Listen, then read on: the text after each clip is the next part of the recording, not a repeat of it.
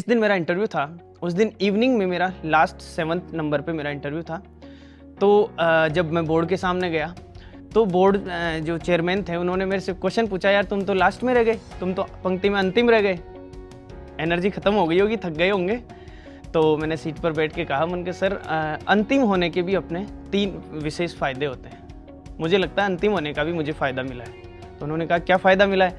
तो मैंने कहा सर मन के मुझे 3 फ़ायदे मिले हैं।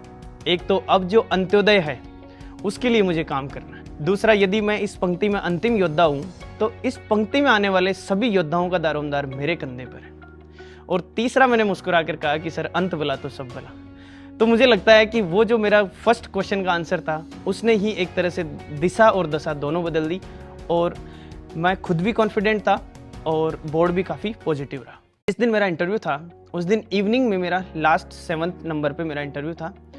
तो जब मैं बोर्ड के सामने गया तो बोर्ड जो चेयरमैन थे उन्होंने मेरे से क्वेश्चन पूछा, यार तुम तो लास्ट में रह गए, तुम तो पंक्ति में अंतिम रह गए, एनर्जी ख़त्म हो गई होगी, थक गए होंगे।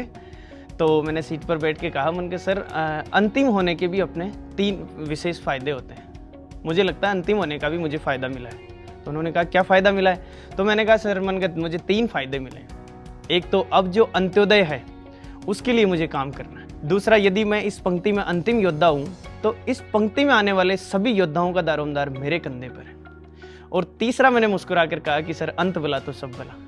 तो मुझे लगता है कि वो जो मेरा फर्स्ट क्वेश्चन का आंसर था उसने ही एक तरह से दिशा और दशा दोनों बदल दी, और मैं खुद भी कॉन्फिडेंट था और बोर्ड भी काफ़ी पॉजिटिव रहा।